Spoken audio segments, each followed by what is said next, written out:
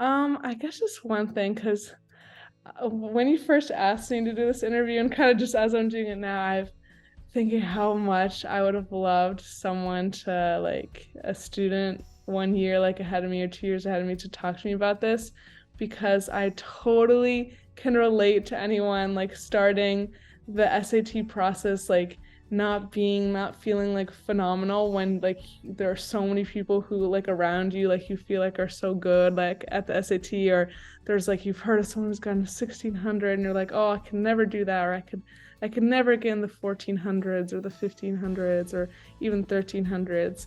And I just really would want to tell people that like you never know like what you can do. I would have never imagined that the first time I ever took a practice test, I think I got like a 1200 or something like that.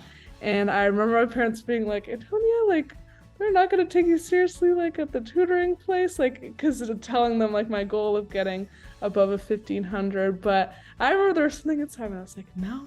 I was like, I know it doesn't happen often, but it can happen to me. And so I want people just to know that like it is totally possible. It might be like a really long journey, but I think just because something is difficult and you might not have like known someone who's like done it close to you, like there's always someone who's done it before you or someone like who can do it too. So like I don't know, in a way like you can do it also. I don't know. As a student, you kind of like always want to hear of like a case that happened.